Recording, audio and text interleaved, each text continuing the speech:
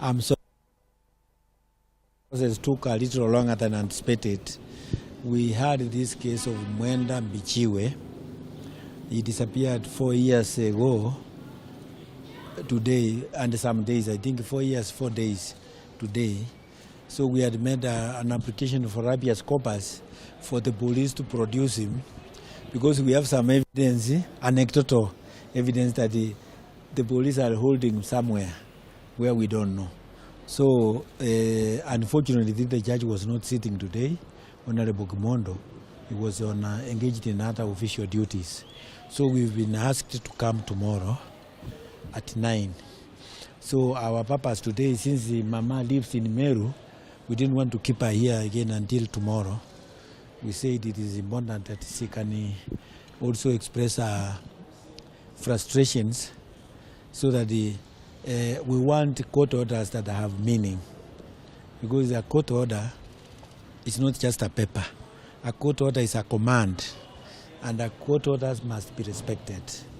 The judiciary is the last pony of the three arms of government. And that's why we are saying we respect judges. Even when you see this controversy going on, we need to treat judges with respect. Because if judges give orders which are not going to be respected because of perceived narratives that people have heard or read in the media, then that will be a disaster to Kenya, because you will see proper disorder. We don't want to go the Somalian way or the Southern Sudan way or the North Sudan. We want to maintain the rule of law and due process, which is very critical. And that's why we are saying we want our courts to be respected, but we also want, when courts give orders, those orders should not be just be paper, but be orders and commands that are respected.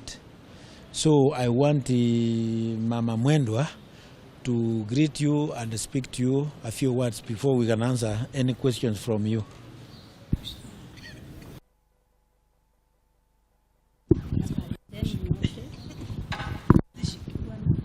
Nataka kusema kwanza, majina yangu ni Njeni Gatweri, mama ya Mwenda Mbijiwe, ambaye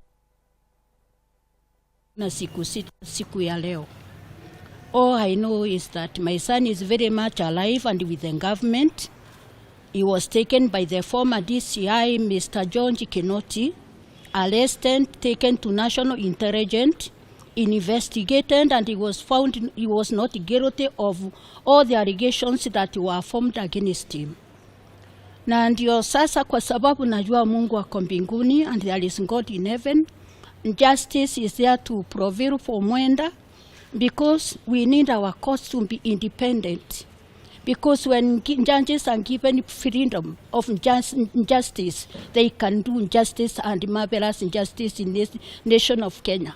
We don't want politicians to involve themselves into this, because we know Mwenda did not went just missing. There were 3 people, prominent people from Meru, who are behind his abduction. He was abducted on his way to Meru. He was coming to visit me. And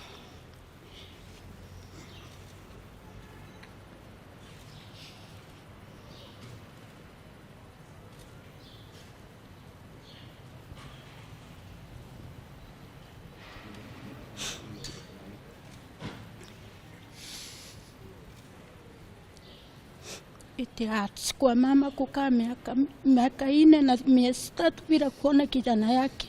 He was my firstborn. He was everything to my family. So today I feel very sad.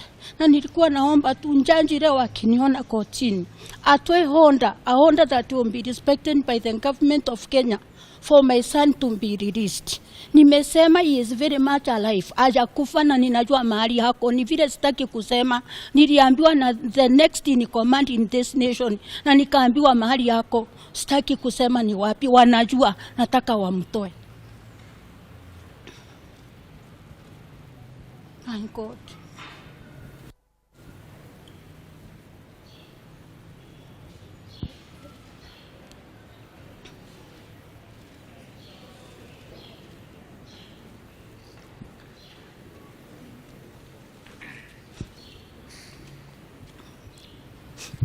I was not expecting this case to be postponed today.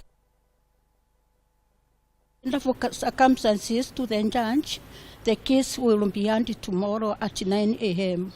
So naomba Mungu tu aingilie judge, aingilie wakili wetu, asaidie wakili wetu Mr. Odiek and the partners who are very much involved in this case, because unajua kesi ambayo iko na serikali watu wengi especially lawyers wanaiogopa sana.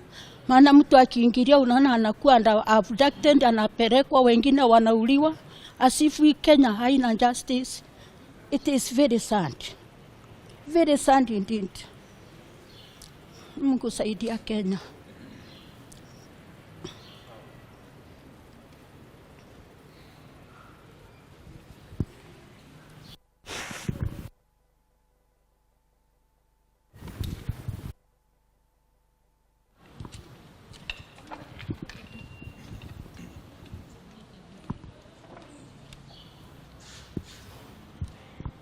In June on a Saturday 2021 at around 6 p.m. in the evening on his way to Meru. Along Roysambu Highway, Thika Super Highway, on his way to Meru.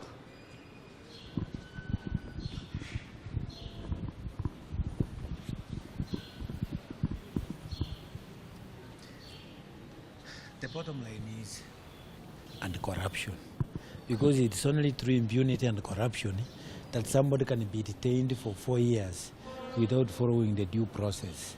And that's why we are emphasizing that the rule of law is very critical in our structure of governance.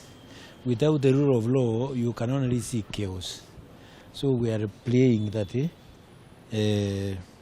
late court orders be respected. Let also judges be respected, because some of us have gone too far in terms of freedom of speech. And when we demean some of these judicial officers, it means whatever orders they will give, nobody can respect them. So when we get disorder like what we are saying Mama has gone through, it is very painful. So we urge our institutions to protect and preserve the rule of law, because that is the only way. We are not going to safeguard it by impunity and